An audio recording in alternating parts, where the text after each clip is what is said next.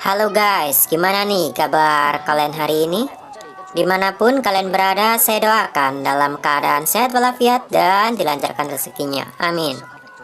Video kali ini kelanjutan Demigod Semi Devil. 呀，在无量山建湖宫，被神农把事儿办了吧？在下感激不尽。是你的意中人吗？可以放我下来了吧？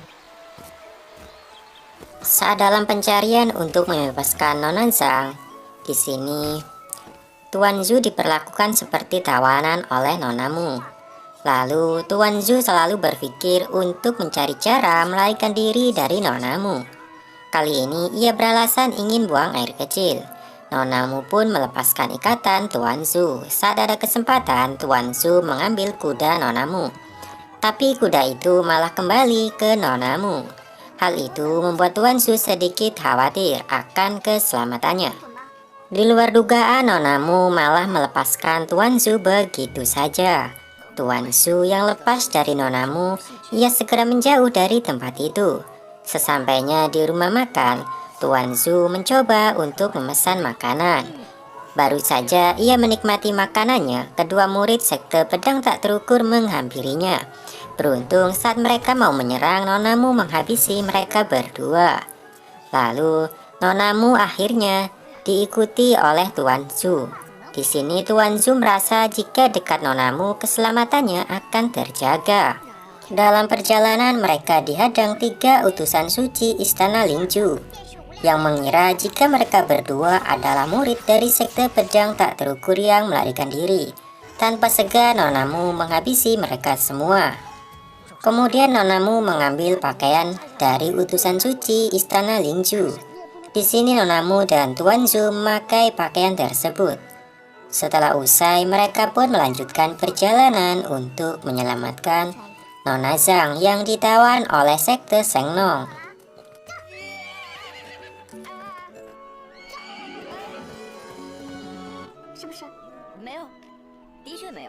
Di tempat lain, mantan ketua sekte pengemis memberikan sebuah surat kepada wakil ketua sekte pengemis. Ia meminta jika suatu hari Xiao Feng menyimpang, wakil ketua bisa menggunakan surat ini untuk mengontrol Xiao Feng. Namun, wakil ketua harus merahasiakannya. Sesampainya rumah, wakil ketua membahas surat itu dengan istrinya. Di sini, istrinya sangat penasaran tentang isi surat tersebut. Yang mana hal ini terlihat janggal karena wakil ketua diberi surat itu sementara Xiao Feng diangkat langsung oleh mantan ketua. Bahkan saat malam hari, istri dari wakil ketua terus memikirkan isi surat itu. Ia meminta agar suaminya membukanya. Tapi saat ini suaminya tak bisa karena ia telah berjanji tak akan membuka surat itu. Hal itu membuat istrinya sedikit kecewa. 老师，论辈分论资历，你哪点不及乔峰，他当帮主，我心服口服。 Suaminya berpesan agar istrinya tak mengungkit masalah ini lagi. Saat suaminya tertidur pulas, istrinya mengambil kesempatan itu untuk membuka kotak tersebut dan mengambil surat itu. Saat membaca isi surat itu, ia terkejut ternyata isi suratnya adalah asal-usul dari Xiao Feng. Nona Mu memikirkan cara bagaimana bisa mendapatkan obat penawar untuk Tuan Zhu. Di sini Tuan Zhu sempat berpikir. Lalu tanpa pikir panjang, Nona Mu mengajak Tuan Zhu untuk mendatangi ketua sekte Sengnong. Saat dalam perjalanan, terjadi suatu keajaiban yang mana penjaga di sana tak mengenali mereka dan mengira mereka berdua utusan suci dari Istana Lingju. Hal itu membuat mereka semakin diuntungkan. Ketua sekte Sengnong merasa ketakutan jika ia akan disalahkan kali ini.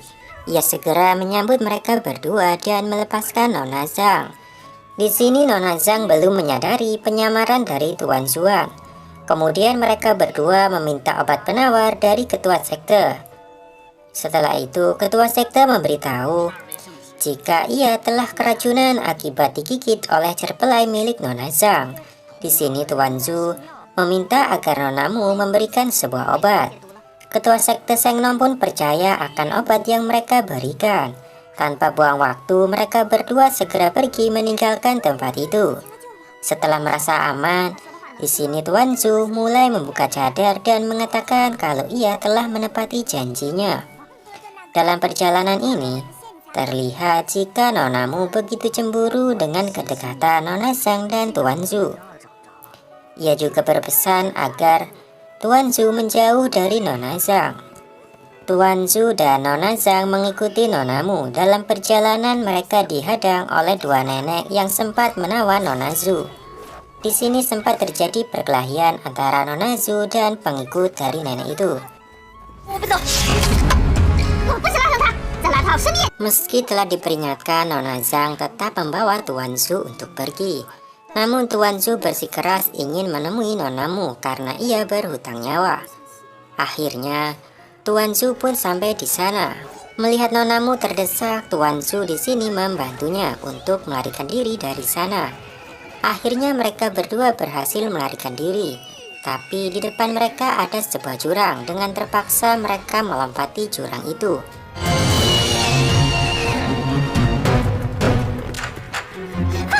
Saat mereka telah sampai di seberang, kini mereka dihujani anak panah. Salah satu panah mengenai Nonamu dan membuatnya jatuh pingsan.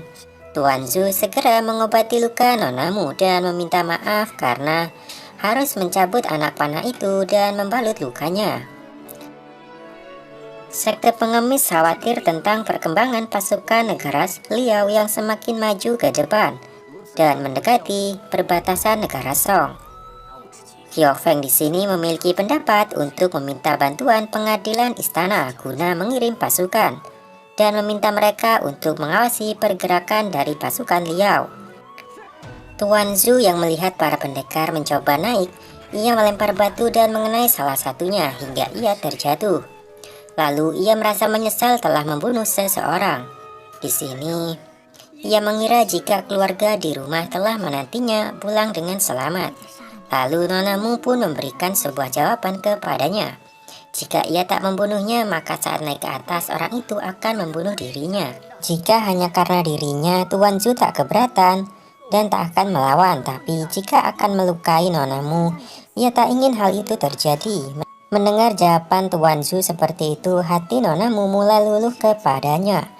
Lalu ia bertanya apakah saat pingsan ia tak membuka cadar dari dirinya. Tentu saja Tuan Zhu tak membukanya karena waktu itu ia fokus mengobati lukanya. Mengetahui hal itu, ia menampar Tuan Zhu dan jatuh pingsan di pelukannya. Di kuil, para murid membicarakan tentang guru Yuanbei yang akan pergi keluar dan ia akan membawa salah satu murid. Saat guru Yuanbei datang, Zhu Su memberi hormat kepadanya. Ia bilang ia bersedia keluar bersama guru Yuanbei. Para murid di sana meremehkan kekuatan dari Junzu, tapi guru Yuanbei memberikan Junzu sebuah kesempatan. Ia pun bertanya alasan ia ingin pergi keluar. Di sini Junzu ingin membantu negara Song yang dalam kondisi kritis melawan invasi dari kerajaan Liao. Di tempat lain, anggota keluarga Murongfu mulai memikirkan suatu cara. Mereka ingin mengambil keuntungan dari pertikaian negara Liao dan negara Song untuk membangun kembali dinastian.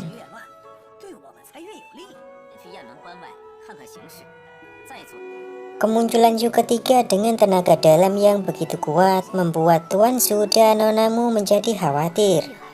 Di sini, ia mencoba melempar batu kepadanya, tapi hal itu sia-sia.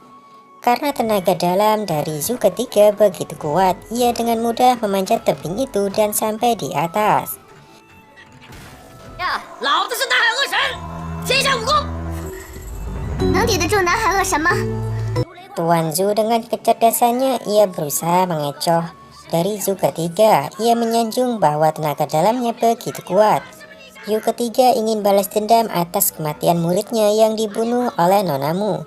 Tapi Tuan Zhu mengatakan kalau Nonamu tengah terluka, jadi tak mungkin dirinya melawan seorang wanita yang sedang terluka. Hal itu membuat Zhu ketiga berpikir kembali. Ia juga memberitahu jika Nonamu diserang oleh 4 orang sekaligus. Jika itu Zhu ketiga bukanlah suatu masalah, tapi Nonamu adalah seorang wanita. dan tidak mungkin ia bisa menghadapi hal itu. Mendengar penjelasan dari Tuan Zhu seperti itu, Zhu ketiga di sini mulai terbuka hatinya dan tak ingin membunuh nonamu. Tapi tak lama dari itu, pikiran dari Zhu ketiga berubah kembali. Ia bertanya alasan nonamu membunuh muridnya apakah karena cadar dari dirinya, yang mana dikatakan jika seorang pria membukanya, jika tak menikahinya maka akan dibunuh oleh nonamu. Lalu nonamu pun berusaha menyerang Zhu ketiga dengan jarum perak miliknya, tapi hal itu gagal karena tenaga dalam Zhu ketiga begitu hebat. Di sini kembali lagi Tuan Zhu mencoba untuk menenangkan Zhu ketiga. Meski begitu, Zhu ketiga ingin nonamu membuka cadar dari penutup wajahnya. Hal itu membuat nonamu tak memiliki pilihan, apalagi ia sedang terluka. Akhirnya ia membuka cadar itu di hadapan Tuan Zhu dan mengatakan jika Tuan Zhu tak bersedia menikah dengannya, maka nonamu akan membunuhnya. Melihat hal itu, Zhu ketiga ingin mencelakai Tuan Zhu, karena Tuan Zhu adalah suami dari nonamu. Tapi saat melihat tubuh Tuan Zhu begitu kuat, Zhu ketiga berubah pikiran dan ingin agar Tuan Zhu menjadi muridnya. Lalu datang orang lain ke sana, ternyata ia adalah dua nenek yang kemarin mengejar nonamu. Ia membawa pasukan yang begitu banyak, tapi Zhu ketiga tak khawatir dan terus mendesak Tuan Zhu untuk menjadi muridnya. Sebelum pergi, Zhu ketiga menyerang mereka yang ingin mencelakai Tuan Zhu dan nonamu.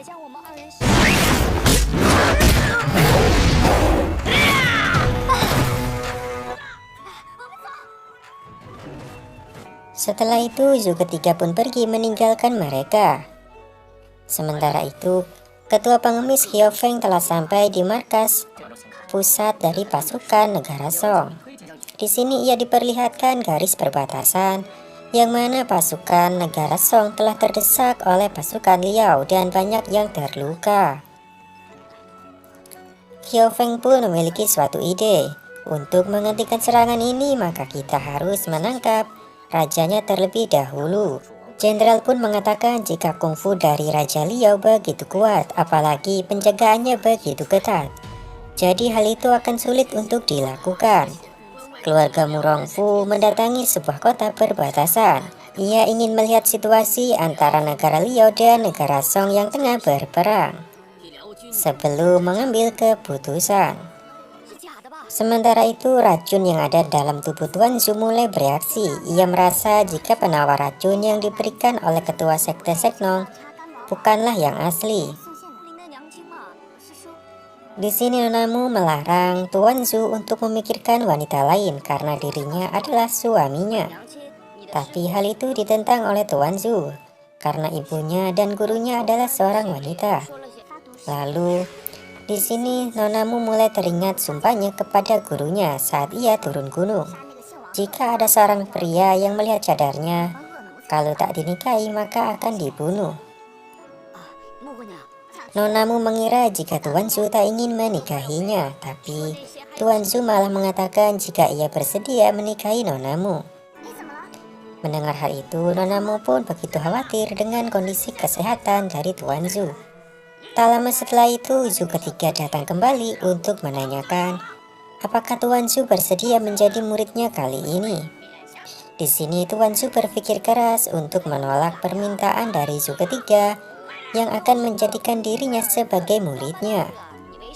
Dengan akal cerdiknya, ia pun mampu membuat Zhu ketiga tak berkutik di hadapannya dan tak bisa memaksanya kembali untuk menjadi muridnya. Zhu ketiga yang kesal, ia pun menyandera nonamu dan membawanya pergi dari sana, guna membuatnya berubah pikiran.